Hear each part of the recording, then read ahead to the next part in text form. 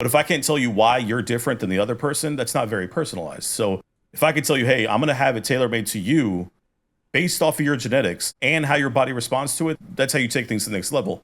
And it's not just that. I can even tell you if you need vitamin B based off of how your body responds and metabolizes vitamin B. Welcome to Personalized by Vitamin Lab, the show where we dive deep into the world of personalization in healthcare. I'm your host, Dr. David Dizer. Please remember that the following discussion is for educational purposes only, and it's not intended to diagnose or treat any disease. Speak with your healthcare practitioner first before integrating anything that you learned today. Join us as we explore the remarkable stories, breakthroughs, and possibilities that come with the pursuit of personalized healthcare.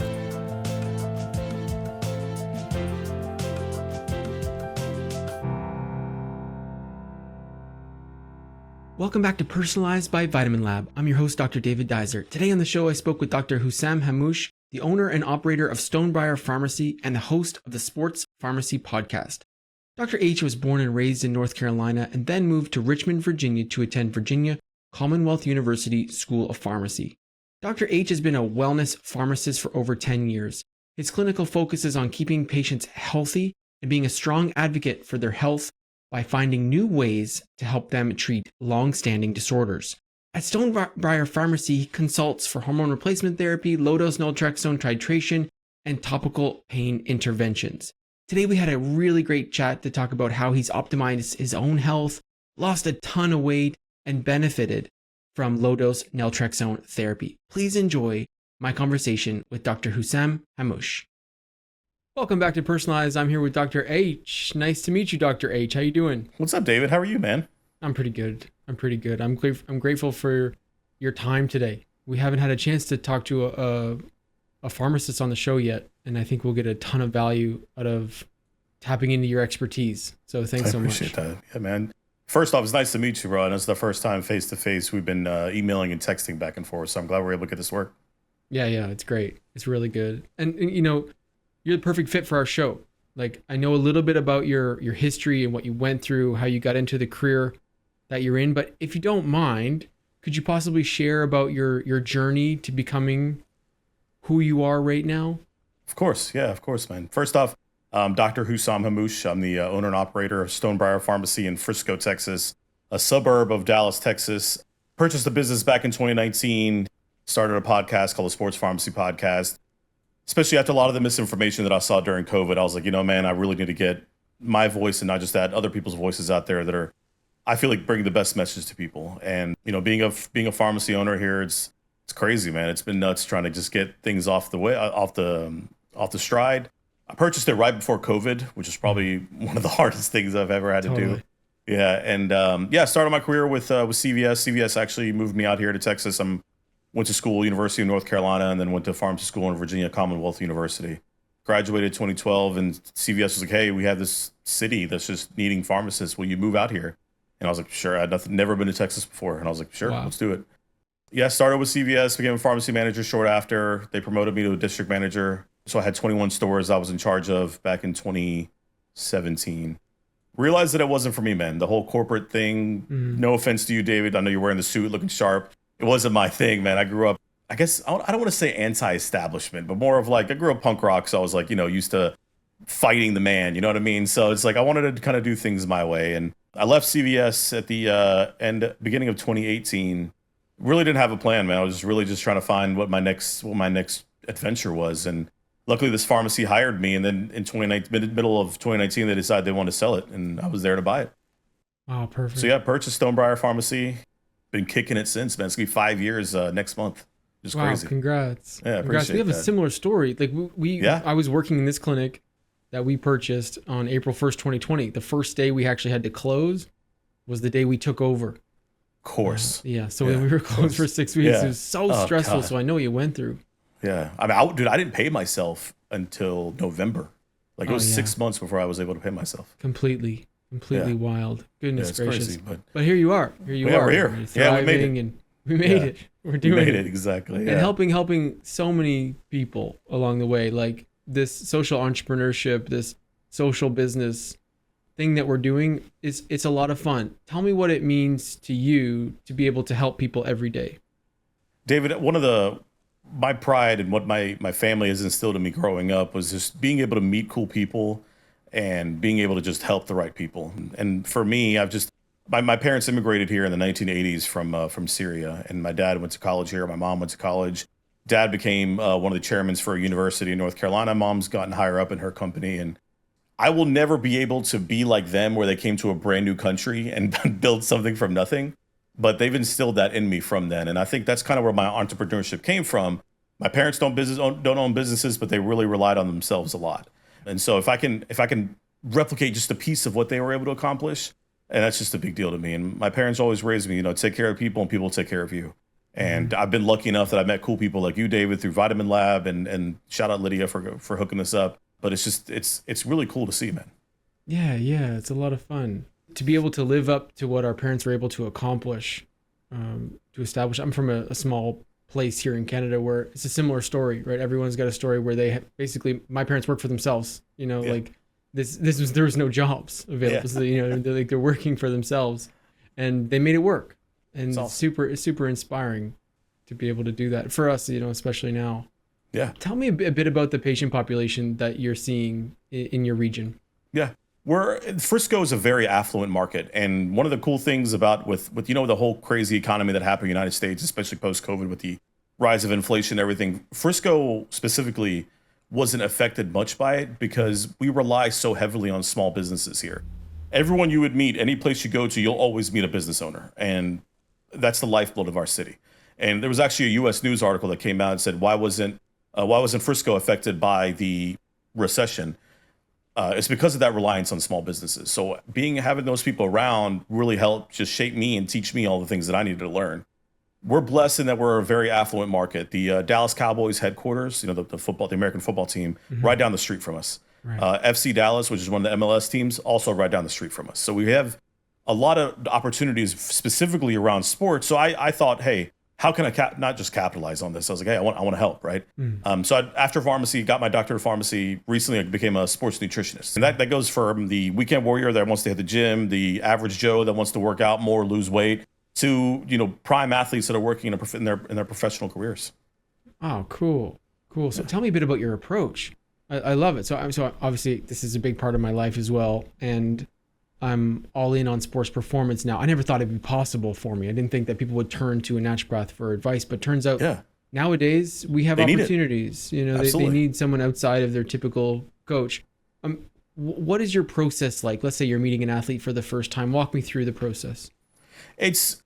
My focus has been predominantly on those weekend warriors. I've had a couple of high school athletes that I've helped with, but for me, it's been a lot of those, busy professionals that are trying to lose that extra weight or take that workout to the next level. Specifically, my story was that I was a college athlete. I played soccer in college, and it was easy back then, right? So you go to the gym, you get credits, they teach you everything. Everything was in a little binder.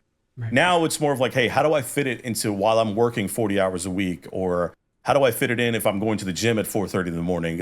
It's how to mold your process to other people around you. And that's what we pride in ourselves as Stonebriar Pharmacy, is that we consider ourselves a concierge practice where we alter our way to help you. And that includes your diet and exercise. That includes even your high school students that are trying to take their workouts to the next level, focus on the recovery. And not just that, is that we partner with physical therapists. I have partnered with orthopedic surgeons. So there's a whole scope of practice that goes around with it. And by the way, a lot of these consults I've done for free. And it's been tough trying to capitalize on it. But at first, I have to prove myself before I'm able to start going to the next level.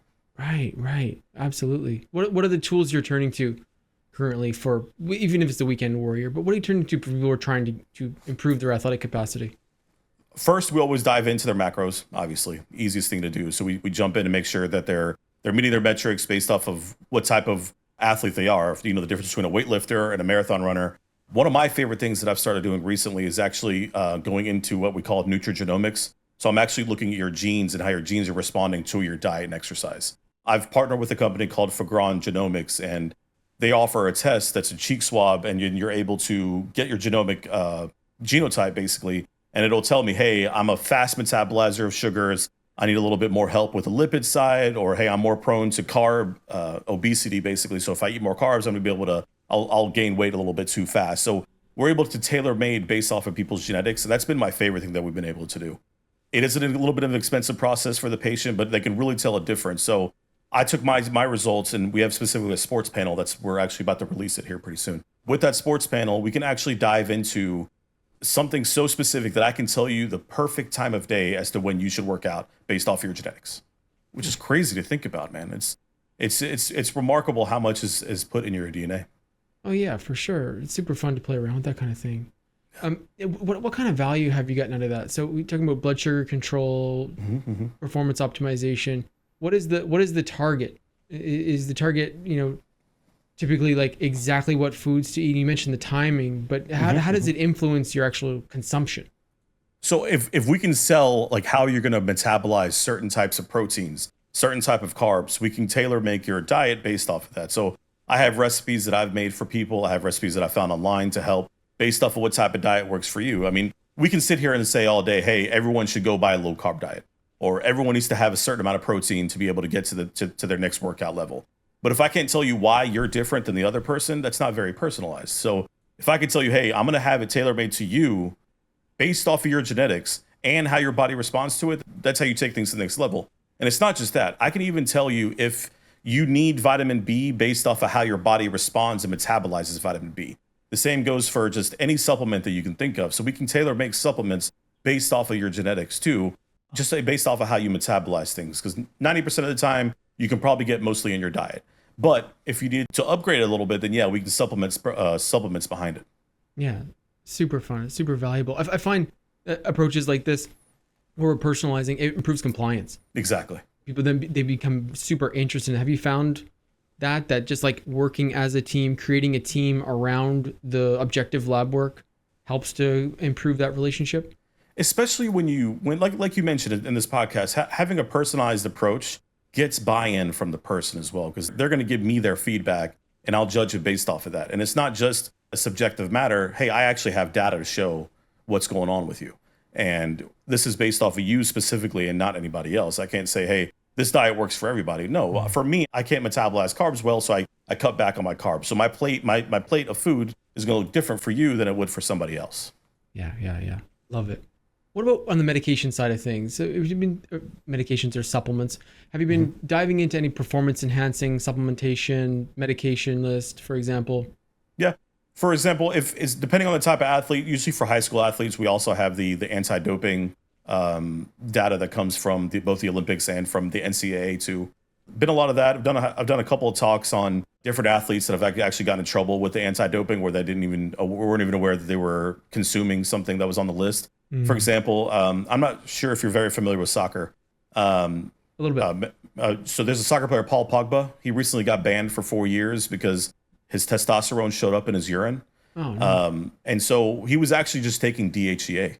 And DHEA increased the metabolism and making it testosterone, so they put that on the ban list. And they only found it because they found testosterone metabolites in his urine. So yeah, they banned him for 4 years for that. And this is from DHEA that I recommend to most women. Like most women, I recommend, hey, especially for childbearing age, I like to put you on DHEA just because most women need that assistance. But yeah, he had no idea that supplement could cause that. And another example, the Arizona Cardinals had a wide receiver, DeAndre Hopkins, who also got in trouble for anti-doping based off of supplement that he took. To counteract that, the Arizona Cardinals actually hired a pharmacist for their staff to make sure that any supplements that any athletes want to take has to go through that pharmacist first. Yeah, completely. And I'd vote that I love that. I think we should be in sports. If there's any sort of thing you got to take by mouth or anything you're applying topically, a pharmacist should be involved with that. Definitely agree. Yeah, it's so difficult to know what's on the market right now. Oh man, what you're getting. And no one's regulating it, right? There's no regulation. In Canada, it's different. Everything is incredibly tightly regulated. Okay. However, we can still order things from the U.S. one product at a time. Sorry about that, man. Yeah, that's okay. I was meeting with someone this week who highly suspects they were consuming something that wasn't listed on the bottle, just based on the symptoms that they were experiencing from it. It didn't make sense, and it was in the realm of hormones too. Wow. But even with our tight regulations here, we've still had people. There still have been companies that have been completely banned because they have found things over after a few years that actually had items in it that weren't listed. For example, sleeping medication. I never will understand something like that, is how and it's such a lucrative market, right? There's a lot of money that flies around in supplements. How is it not regulated? Like I would much rather, me being a pharmacist, have things that I know are in it. I test it right before I start, recommending to people. I have companies reach out to me all the time saying, "Hey, we want you to make us a video recommending this product." I'm like, "No, man, I don't even know. I don't know what the hell is in there. I'm not gonna. I'm not gonna do that." Completely. Yeah, completely. The reason it's not regulated, my understanding, is the expense. So the regulation that we have here is incredibly expensive. So to have a product license, you have to get an NPN number, which costs basically about $1,000 to do. They have found out that that's not enough money for them to regulate it appropriately. So what they're doing now is they're making a shift to make the cost to launch a new product, or to even bring an old product in, to continue to have it in the market, to make it the exact same as a pharmaceutical cost, because they want to keep the same standard and realize the $1,000 NPN wasn't. I think this is what they have realized. I'm not in that world, but they're making a shift, and so the companies are incredibly worried because it's going to be tens of thousands of dollars per product. Wow. To stay within the Canadian market. Yeah, just like the pharmaceutical industry. Wow. And so we have this model that we have thought works really well. There has been no reported deaths from supplements in Canada. I think it's in history. Don't quote me on that. But there, since this program has been going. However, in order to maintain it, they're basically going to crush the whole industry. And so the industry is fighting back right now and trying to figure this out. So I think the costs associated are just really, really high. Yeah, and I think there's also, obviously they're going to get a bad rap when these companies, anybody can come out and say, "Hey, I have this pill here. It's going to make you have memory forever," right? And it's that part that I think drives me crazy, because they can, like, for example, here, I'll show you an example. I'll hide the name. Yeah, you can't do that here, by the way. Yeah, this company sent me something. Here, right? put it right in the middle so I can see it. Put it right in the right middle. here. I'm going to cover the name so you can't see it. Got it. Yeah. So okay. this company sent me some stuff, and they were like, "Hey, I need you to just do an unboxing, review it, send us a video. We'll pay you X amount of money." I said, "Okay, I'll check it out.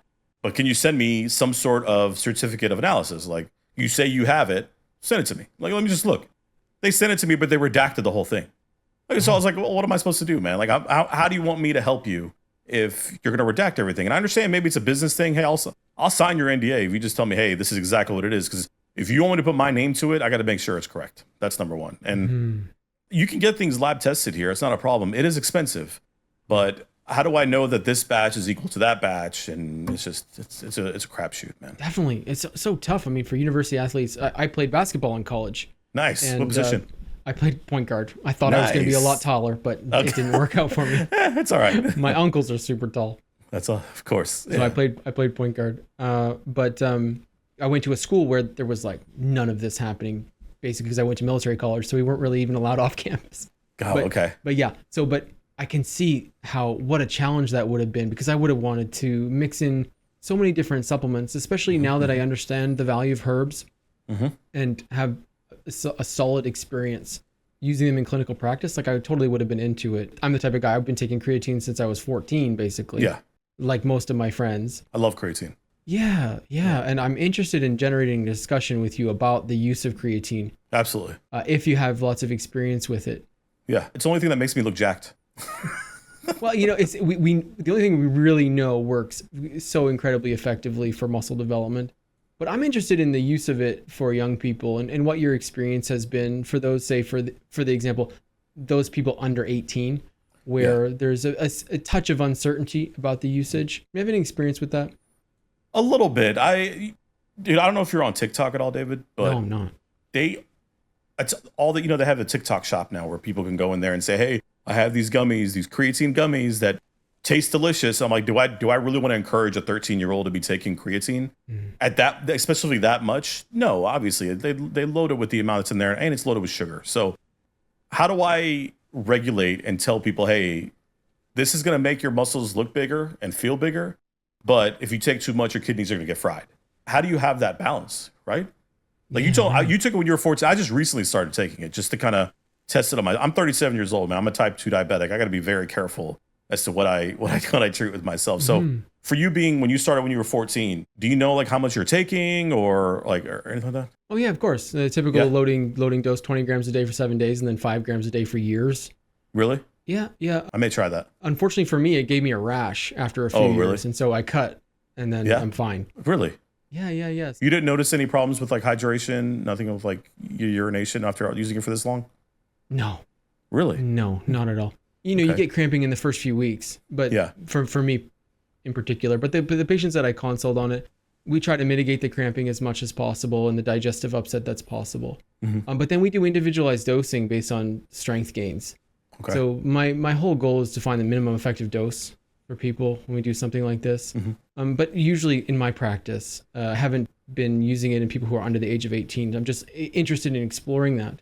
But in my practice, it's mostly about people who have under muscle. Basically, if the muscle's under the 100th percentile, then I think it's a solid strategy that we like to use.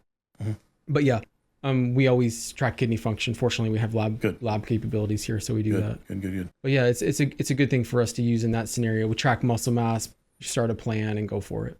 When you're looking at creatine specifically, right? Do you see that it helps patients with their protein intake as well to basically open up the muscles to welcome more protein to come in? Well, we see them able to lift heavier. And then, really? Yeah.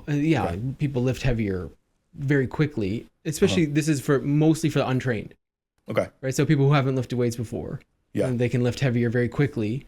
And then because they're lifting heavier, even though it's just because the muscles are full of water, and they're only getting, they're only just breaking creatine bonds for 10 seconds, they're lifting heavier, so they're getting some hypertrophy out of it. And that's typically how we use it, mostly for the untrained. People who are trained in Vancouver are already taking creatine. I'm sure. I'm sure. So it's super common here. I want to talk about some other supplementation and medications, if you don't mind. In Vancouver here in British Columbia, GLP-1 medications are incredibly popular, of course. Yes.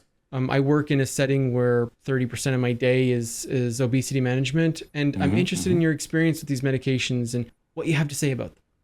First off, love talking about GLP-1s. I'm not sure if it's like that up there. So in Canada, have you noticed an uptick on compounded version of GLP-1s, or are you just getting you're just seeing patients on Ozempic and the strict Mounjaro or Zepbound? Yeah, no, it's branded. Yeah, it's branded. Okay. No, we don't typically have compounded here. So in the States specifically, there's been an uptick in the amount of compounded semaglutide and tirzepatide, mostly because we can't keep up with the demand.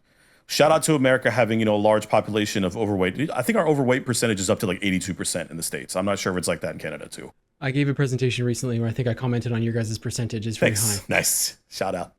Shout out. I can't say, I can't have the problem. I'm 6'1", I weighed 270 at one point. So I understand that it happens. Gosh, it happens, man. Yeah. And it's like, school took over, work, get married, you get comfortable. Yeah. It's a big mess. Luckily now I'm good. But when I start a patient, and we dispense it, by the way, we make semaglutide. We have the compounded version. So we make this all the time. I have a contract that patients have to sign that they can't just get their medication. They have to enroll in the program as well. So it's a whole program that comes with it. Yeah, you pay a little bit more, but you get a consult with me. You get discounts in our supplement store. I'm not going to say what supplement store, David. Don't worry. Don't hurt me, man. And it has to be a whole slew of things that come with it. So I'm going to ask you this. So your patients that are on the GLP-1s, have you noticed a decrease in muscle mass, or have you noticed any sort of changes like that at all? Well, the reason people work with me is to prevent that. Yeah. Prevent that, right? Yeah. So we have an in-body scale, and we do custom nutrition exercise plans. We don't lose muscle mass on it. Which in-body do you have? I have the 570. I love that machine, man. I just ordered mine, by the way. Nice work. Yeah, it's going to be in our pharmacy. Yeah. It changes the program. It does. Now we have, the evidence for hypertrophy, the frequency and intensity at which we should be lifting, and we have the protein intake that's required in order to maintain muscle. So that's what we do, even though it can be digestively uncomfortable. Very. Combining high protein and GLP-1s, but that's what we do. Yeah. So we track muscle mass every 4 weeks when we're on the medication. So what about any sort of? I'm asking you questions. I'm sorry, David. I know I took over. That's okay. No, it's all right. For those GI issues, are you doing anything to prevent that or to help with the constipation or anything like that? Yeah. Well, I'm a naturopath, so this is mostly what everyone in my profession does. This is like where our expertise is. But generally, I love talking GI stuff. GI by the way. test is the best. Yeah. We just by slowly increasing the dose and finding the minimum effective dose for appetite suppression. That's what I look for, right? Is how can, because we create the deficit meal plans. How can we stay within this meal plan? If you follow the typical study from for example, for Ozempic, if you don't get a meal plan, you're still going to lose 10% of your body weight in 1 year. But if you get a meal plan, it's going to be predictable weight loss. And the way to achieve it is by following the deficit that we've created. So we just look for the appetite suppression to facilitate the deficit. So we don't go any deeper than that. If we go deeper than that, which we've had people do, they lose muscle, even though we've done everything else right. So when we find that appetite suppression level, because we have slowly escalated, usually the digestive side effects are gone on their own, 99% of the time, in my experience. My worry is that, trust me, I love using GLP-1s. I recommend it for a lot of people.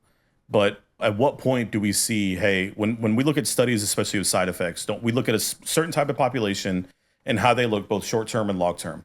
But now it's a little bit more broad, right? So how is this going to affect people's pancreas in the long term? Is it going to affect people's thyroid in the long term? And when I'm starting a patient, I want them to be on the goal that, hey, you're not going to be on this forever, right? We want you to stop. We want you to get to a certain level and stop. But how do we keep your appetite suppression and your meal plan going even after you stop the medication? Yeah, what are your thoughts on that? That's my favorite thing. The psychology behind it is my absolute favorite thing. Exactly. Yeah. Yeah, it's the best. So Yeah. I think that when you're working with someone like you or I, you have a team member. And that's what's most important first, right? Is that you've built a team around yourself to get there. We set very solid goals that we try to attain. For example, 28% body fat for females usually is the goal. And for males, we try to get down below 20 because everyone who is on it has a body fat percentage that takes them into the obesity range. We don't prescribe for people who don't have a diagnosis of obesity. So we try and take them down. But then while we're doing it, we talk as much as possible about what they're experiencing mentally and emotionally. And the most common thing that we hear back when people are doing these medications really is that their relationship with food has changed. That's the biggest part. That's what it is. You've experienced that too? Yeah. Yeah, it's the best. Have you heard of food noise? No. So one of our biggest things that we compound in our pharmacy is something called low-dose naltrexone. And they did a lot of studies with, chronic inflammation patients and rheumatoid patients. And I read one article on the mental health capacities of it and how it helps anxiety and stuff like that. Because as you and I know, a lot of the processes in our body that have issues is due to some sort of inflammation. And that is, it's even obesity and diabetes with your pancreas and so forth. So this happened to me. This is going to be a hilarious story. Okay. I love snacking. It's the crunch. It's like the salt. It's just like, Yeah. I love it. I always think about it. There was one day I went to the doctor. This is right when I found out I was a diabetic. And I was 270. I was like, oh shoot, this is terrible. And I was like, I got to change my diet. I'm going to cancel all carbs out. I'm going to fix this. I'm going to figure it out. And I remember laying in bed and I was like, I just had dinner. And usually after dinner, when I was a little chubbier, I have a post-dinner snack, which is the dumbest thing. Like saying it out loud, I hear how dumb this sounds. And I'm like thinking about it, I was like, man, it's like I attributed comfort and the crunch as this noise in my head that I keep thinking about. And I noticed that when I started taking low-dose naltrexone, that food noise is gone. Wow. I don't think about snacking. I'm not thinking about the crunchiness. And I can talk about it now. Before, I'm telling you, man, it's an addiction. Food is an absolute addiction. Being of Middle Eastern descent, I can tell you it's an addiction. And it's remarkable how something so small that we know that the gut is connected to the brain with the gut-brain axis. We know that. But the comfort that comes with food that people get is remarkable. And what sort of inflammation process is causing that is literally something happening in your brain that's causing you to think, hey, I'm comfortable when I'm eating these chips, right? And it's turning off that food noise. And Ozempic they've actually shown ways in an MRI to show the food noise stopping, which is awesome to see. Incredible. Crazy, man. Science is wild. Vitamin Lab revolutionizes personalized supplements, empowering health practitioners to create tailored supplement formulations that address each patient's unique needs. Bring personalized health to your practice and choose from over 200 professional-grade ingredients to create vitamin formulas that improve patient adherence and result in tangible outcomes. All ingredients are sourced from the world's most trusted suppliers, and Vitamin Lab provides hands-on support to help you formulate and launch personalization to your patients. Say hello to a new era of personalized supplement solutions. Go to getvitaminlab.com/personalized to save $100 off your first formula. Did you develop this when you were an athlete? Because I sure did. Yes. I gained 50 pounds after college. immediately, Yeah. like within a few weeks, pretty much. I thought pharmacy school was going to kill me. Like I was like, I gained weight during school because all I did was study and party with my friends. And then when I moved here by myself, I was like, well, there's so much good food here. I got to try it all. Completely. The intake that you need when you're training for university athletics is insane. You know, we're talking, you know, above 3,500 calories for most young male athletes every single day. And when you transition to a desk job and you're thinking more about 2,000 calories, because, you know, you've gone from 4 hours of training a day to 0 hours. I was talking to one of my professors in naturopathic school, and I was like, I don't know what's happening. Like, I feel like I'm doing everything right. I'm eating the exact same way as I was. And he was like, you remember you were in military college and you played for the varsity basketball team. Like, all you guys did was train. That was all you did. That's true. Yeah. So, but like, you know, metabolism, we have two aspects of this that I think are important. One is just like total muscle mass and how active the muscle is and how quickly it goes down after 2 weeks if you don't train, but also the mitochondrial capacity. Exactly. Mitochondria are quite sensitive to inactivity. They dial themselves down. And when they dial themselves down, you're burning less. And Exactly. it's crazy. It's crazy. So, you know, you were in pharmacy school, you kept up the same habits, you put it on, but now you have heard the food noise. And so this is the connection that we're trying to make. Oh, by the way, on low dose naltrexone, you bring up a really good point. This is like the go-to when people have pre-existing constipation. Yep. I love that. Is that sort of like, this is what we do in the practice. If someone has constipation, we typically either offer resistant starch, because I like to be natural. That's a good one. Oh, I didn't think about that. It's like natural GLP-1, and it's incredibly effective, but there's more bloating because it's a fiber, or a GLP-1. Unless they have a history of constipation, then we go low dose naltrexone, typically in the form of Contrave, if it suits them well as a medication. But so you have tried low dose naltrexone, you've got value out of it. I'm on it now. You're on it now. Do you mind telling me about Yeah. your dose escalation and what you landed on, what's appropriate for you? We haven't really talked about mental health here yet, but I'll tell you, I struggle with anxiety, have for a long time. And it wasn't until I met with a Dr. Pamela Smith, who is, she's one of the big physicians for something called the low dose naltrexone Research Trust. I think they're based out of the UK. Wonderful source of information. If anybody out there wants to get information on low dose naltrexone and how it helps inflammatory processes, check out their website. A ton of free information on there. Pamela Smith, she's awesome. I may have to connect y'all, man. Her assistant, she's great, man. I did a podcast episode with her, Sports Pharmacy Podcast. Check it out. And one of her patient stories, and I gave her the assignment. I was like, listen, I want 3 patient stories of 3 different ways of how you dose your patient on LDN and what it looked like.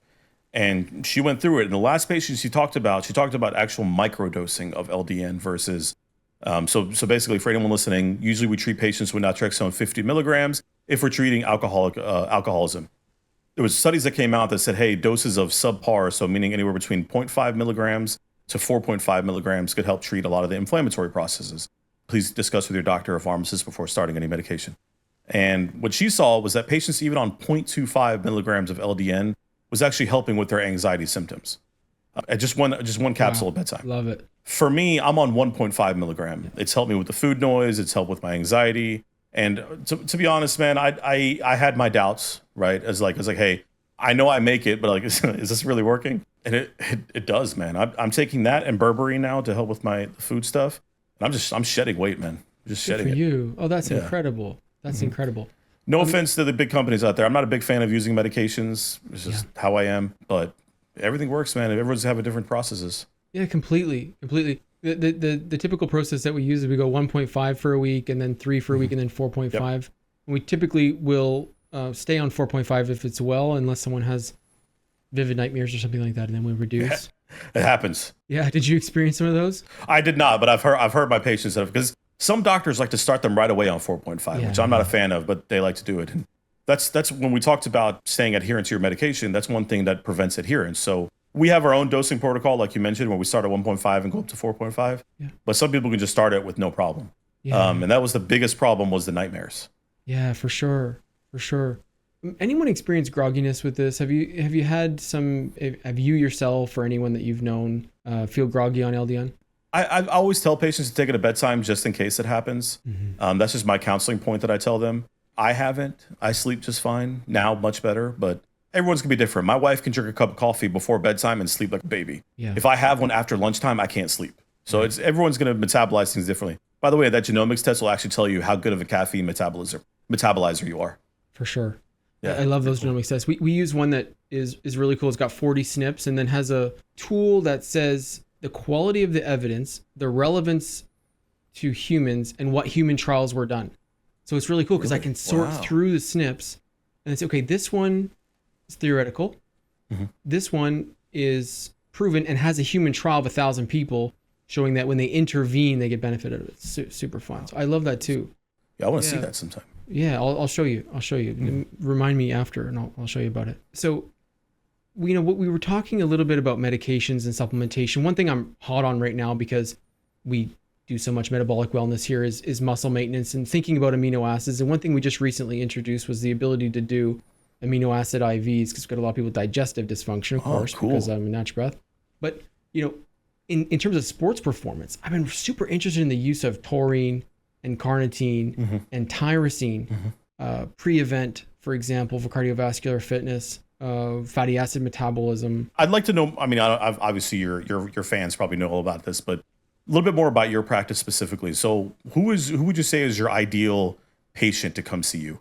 Well, we have a very general practice. Like we see everyone, but because we measure metabolism, most people who watch the show know this, we see like 30% of our practice is weight loss. Nice. So we have weight loss, sports performance, and chronic disease. But the naturopaths here practice primary care. So we've been primary care for 10 years and have just really sort of started to divvy up our time between the three kind of groupings. Nice.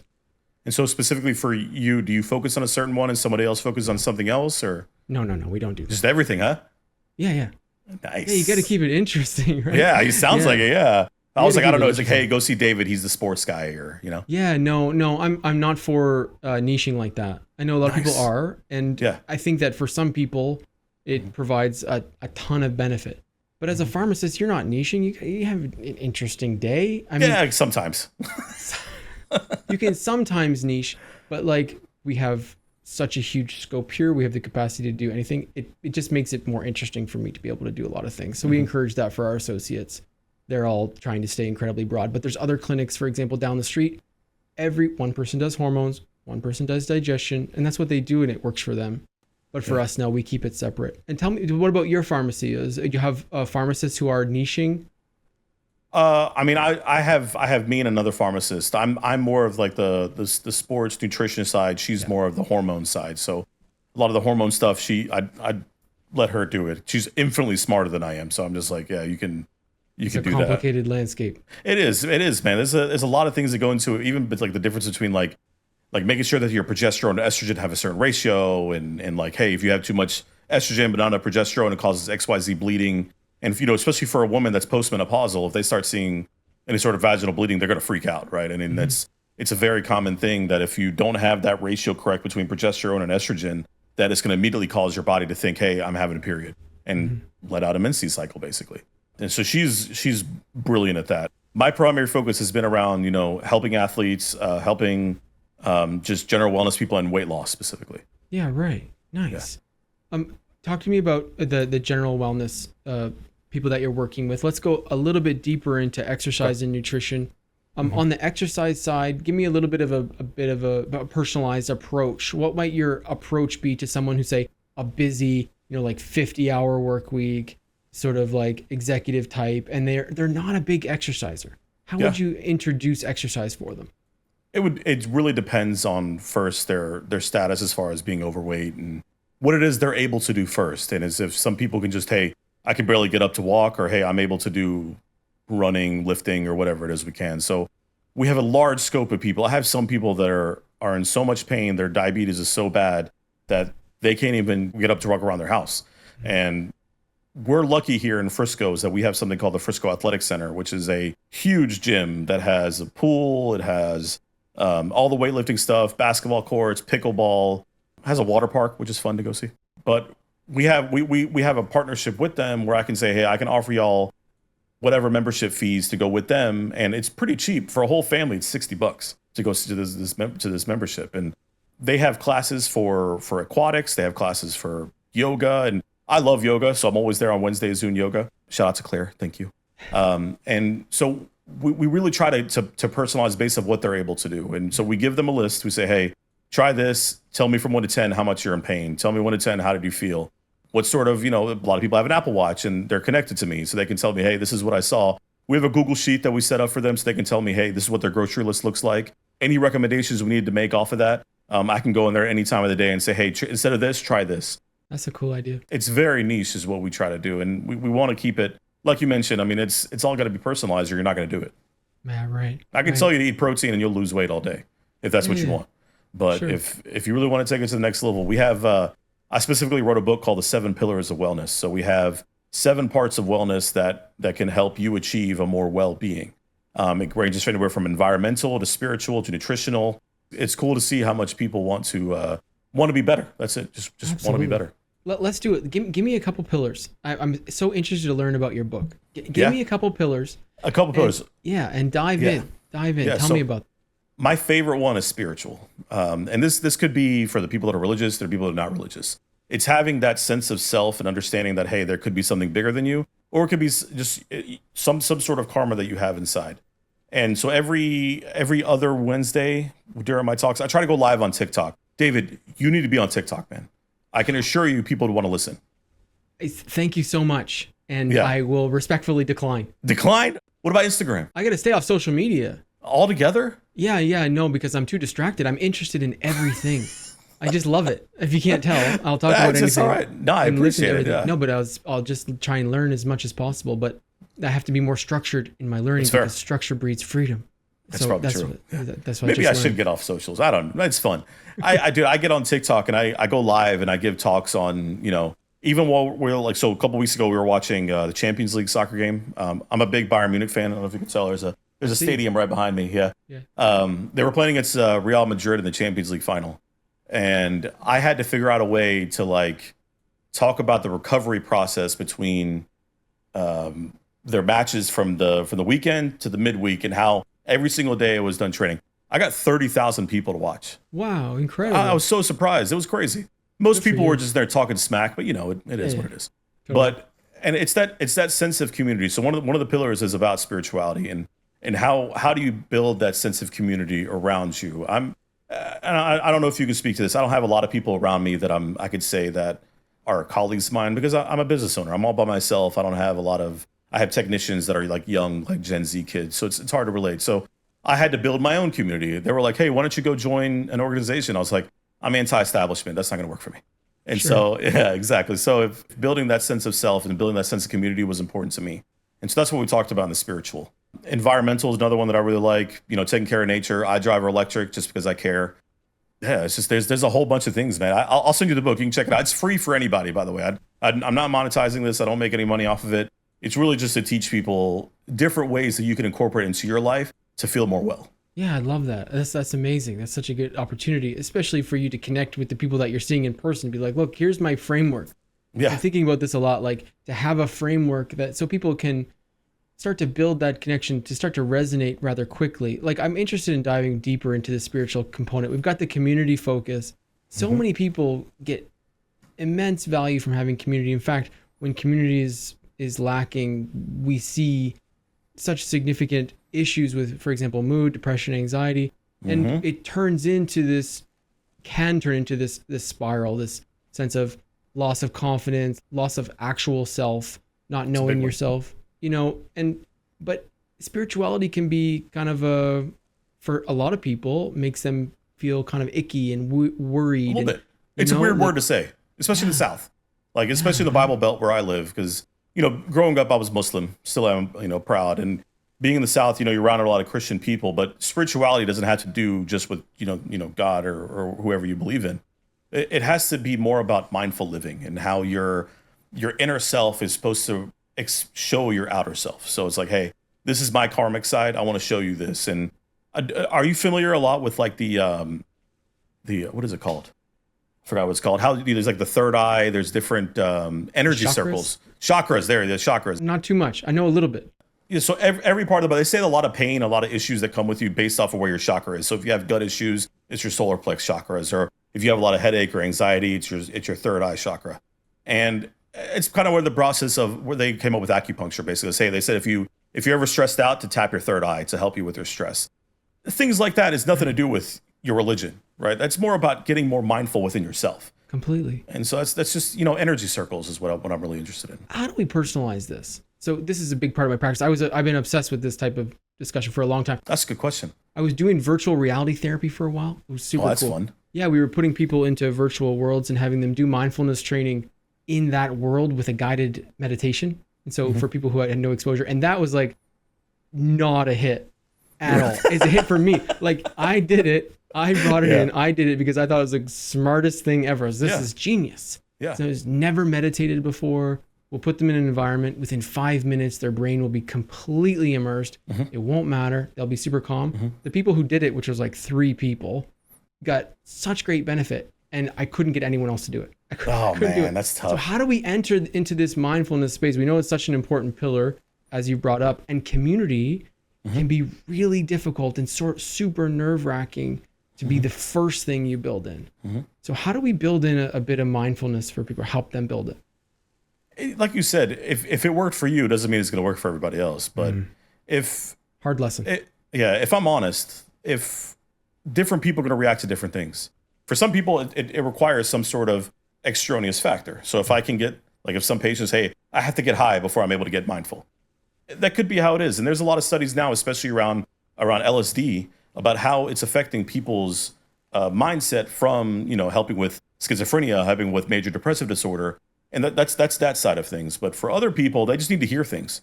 And there's great apps on the phone that people use that actually, like, for example, I've heard of Calm. Calm is like a really big one to help. Yeah, so that's one of the things that I think would do well. But personalizing it more than that, that's tough. No, I like that though. Calm and Headspace and these apps that help people start something they've never experienced before is super low barrier to entry and can be really, really powerful. And I love that idea. I think it's appropriate. A lot of people in my life get that same feeling from endurance running. Yeah, my dad, my 70-year-old father, man, I never will understand it because I hate running. But he just says there's a high that comes with it. I've been trying it, but it does not work for me. You're still searching. I'm still trying to find this high, man. Right. Yeah. What about, unfortunately, food? Food is a really big one to help people feel more mindful. And it could be alcohol induced. It could be, recreational drug induced. But I mean, everyone's going to have their own ways of getting inside their mind. Did you know the story about Aaron Rodgers and him going into the woods? I don't. And taking what is that drug he took? He took some sort of like recreational drug to help free his mind up, and he was like, "Oh man, I'm thinking more clearly" and stuff like that. I think ayahuasca. Yeah, ayahuasca. Yeah, ayahuasca. Yeah, that stuff.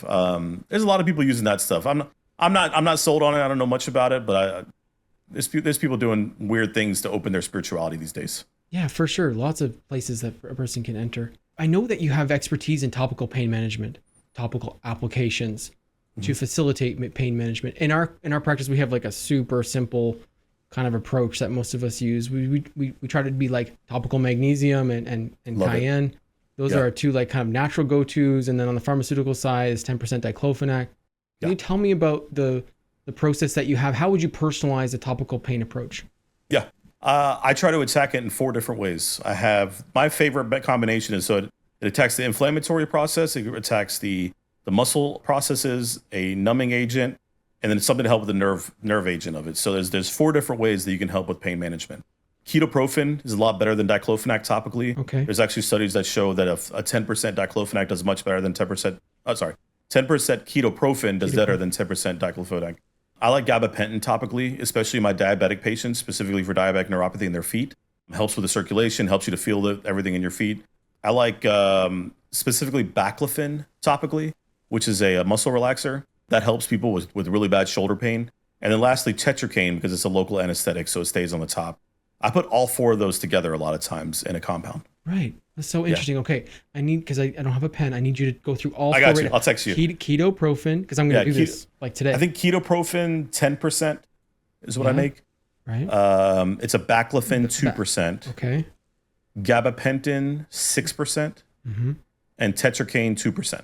Excellent. Okay, thank you so much for that. I've got that. So like this is the type of approach that I think can really be valuable for us here in British Columbia for naturopathic doctors because these are all within our scope, but the typical way that pharmacy is taught kind of ignores the personalization component. Yep. It's very, very, very simple. And over the course of a career, you have to kind of build your own treatment notebook around what you have learned.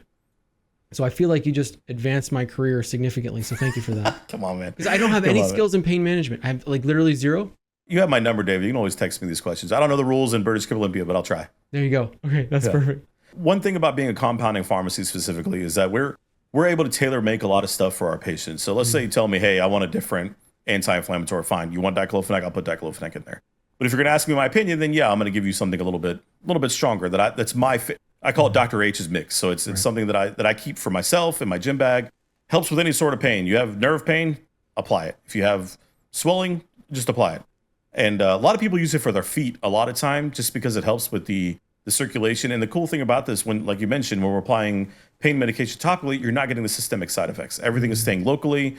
You're not going to have that problem where people are like, oh, I don't want to take a medication the rest of my life. It's like, yeah, just use it once and move on from it. Mm-hmm. Yeah, I like that. I built my career partnering with a compound pharmacy. Like the clinic that we bought was the clinic for the compounding pharmacy. Nice. And so I greatly respect what you do. In fact, the pharmacist from this pharmacy has advanced all of our careers in so many different ways because we do a lot of BHRT.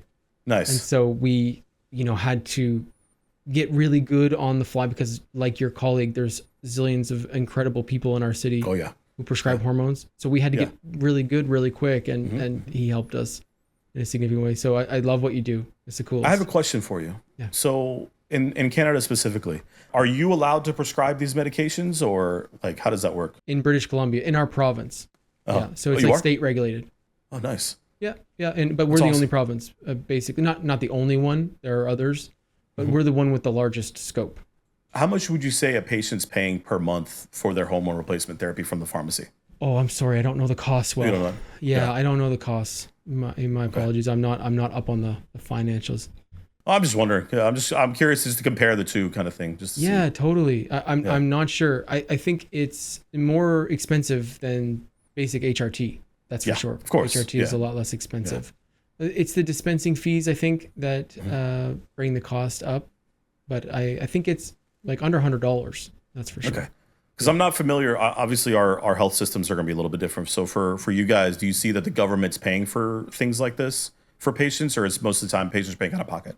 No, they're paying out of pocket, or they have extended medical coverage. That's beyond the government. Yeah, beyond the government. The government will pay for medications that are prescribed by a medical physician that are for example, for a diagnosis. They'll pay for a certain amount of things, is my understanding. But I'm not an expert. Sorry. I was just curious because like it's a little bit different here with the obviously the rules and regulations, but like and super pertinent to you. Yeah, absolutely super pertinent to you. I've learned so much from you today, Dr. H. I loved our chat. One thing we typically do in this show is we ask about what's unique about you that most people don't know. Can you give us a little bit of some insight into the Dr. H? What do most people don't know about you? Oh man, that's a good question. I have a mohawk.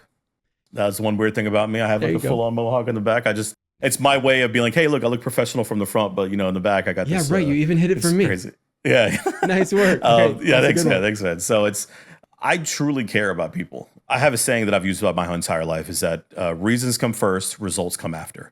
And so the things that we do, especially in healthcare, and David, I'm sure you can speak to this, is that I did this to truly help people. And I'm going to make money. Don't worry about that. I'm always going to have, I'll always have a job. I'll always, God willing, be able to take care of my family. But I genuinely I like taking care of people. It's fun. I love having conversations like this to help you out. And trust me, it's going to help me out a lot as well. But once we get into that mindset in the healthcare field that, hey, we're in this to take care of people and not screw them with whatever money they'll have. Because I'll be honest, there's a lot of that patients see that like, oh, I need to get an XYZ specialist or whatever. And in reality, it's like you could just go see this guy, let him treat you and let him take care of you. But there's a lot of stigma around it. A lot. I've gotten a lot of, hey, stay in your lane. Don't do what it is that you want to do. But at the end of the day, it's like, I'm going to do me, man. There's nothing you can tell. There's nothing you can do to stop me. Yeah. That's one thing I learned about you today. Anti-establishment, and you're going to do you. Yes. There you go. You got it across. It's the punk rock music, man. That's what did it to me, man. There you go. It was so nice chatting with you. I'm sure we'll chat again soon. I have a lot more to talk about, and so I'd like to explore those questions at a later date. I really appreciate your time, and I'm sure that we'll meet again soon. David, it's nice to meet you, man, in person finally, buddy. Oh, one thing I didn't ask. Where can people find out more about you? How can we learn about Dr. H online? Give us your links. Check out the Sports Pharmacy podcast. I do a lot of talks like these where it's just me just blabbing about whatever it is I'm thinking about that day. YouTube channel, Sports Pharmacy Talks, and socials at Dr. Mix-a-Lot. That's DoctorMixalot. Perfect. We'll check it out. You'll get a follow from me super soon. You're not even on socials. What do you mean, man? Nice chatting with you. Have a great day. All right, David. Thanks. We'll see you. Bye. Thanks for joining us for today's discussion. What about today's podcast resonated with you? Be sure to tag at Dr. David Dizer and at Get Vitamin Lab. If you're learning from and enjoying this podcast, please let us know by subscribing to our YouTube channel and follow the show on Spotify and Apple. And don't forget to leave us a review. It's the best way to support our podcast, and it helps others find us. To learn more or book a demo to explore what personalization could do for your practice, please go to www.getvitaminlab.com/personalized.